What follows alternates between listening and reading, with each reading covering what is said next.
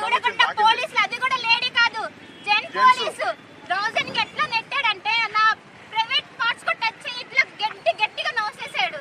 ఏమని ఇప్పుడు ఎవరు రెస్పాన్సిబుల్? నా కాల్ కూడా నడవడానికి రావట్లేదు, ఎవరు చెప్తారు? జర్నలిస్టులు మీరందరూ ఇట్లాగే ఉంటారు. అది కూడా లేడీ కూడా ఎవరు లేరు. నా దగ్గర వీడియో ప్రూఫ్ కూడా ఉంది. అదే అంటే మేము వాంటెడ్ గా చేయలేదు. సరే ఆల్రెడీ చెప్తున్నారు కదా, మేము మీడియా అని చెప్తున్నాను కూడా వినకుండా అసలు దౌర్జన్యం అంటే ఎట్లా, దౌర్జన్యం అంటే అట్లా దౌర్జన్యం చేస్తున్నారు. ఏమైతే ఎందుకు నిన్ను బట్టి గుంజీరు అని చెప్తా ఉన్నారు, దేని గురించి? మాది ఆఫీస్ ఫోన్ ఉంది, మాది వీడియో మేము షార్ట్ వీడియోస్ కోసమని ఆఫీస్ ఫోన్ నుంచి రికార్డింగ్ చేస్తున్నాము. ఎవరితో మైక్ పోయింది? ఓకే, మేము మీడియాని కూడా లోగో పెట్టి చూపిస్తున్నాం. మేము మీడియా, మమ్మల్ని వదిలేయండి, మా ఫోన్ ఎందుకు తీసుకుంటున్నారు, మేము ఆఫీస్ కి మేము రెస్పాన్సిబిలిటీ ఇవ్వాలి, అది మా ప్రాపర్టీ కాదని చెప్పారంటే ఫోన్ నా చేతిలో ఉంది. అది కూడా జెన్ పోలీసు ఎట్లా థౌసండ్గా నెట్టాడంటే సీ మై ఫ్రెండ్.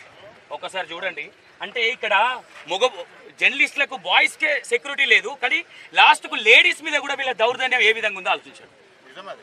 అంటే ఇక్కడ రేవంత్ రెడ్డి కోసం పనిచేసినట్టు కనిపిస్తా ఉన్నది తప్ప ఇక్కడ కనీసం జర్నలిస్టులు కూడా కళ్ళకి కనిపించట్లా వీళ్ళకి.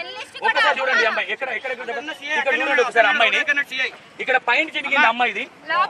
మరి ఇప్పుడు ఎవరు వచ్చి అంటే లేడీస్ లేరా? మొగోళ్ళు ఇష్టం వచ్చినట్టు అమ్మాయిని ఎట్లా పట్టుకుంటారు ఇక్కడ? ఒకసారి ఆలోచించాలి.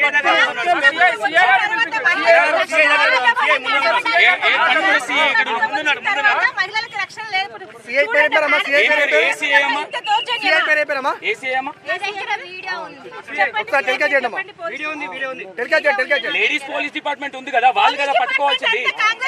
అక్కడ ఉన్నటువంటి రెడ్డి గారు వచ్చి మా కెమెరామెన్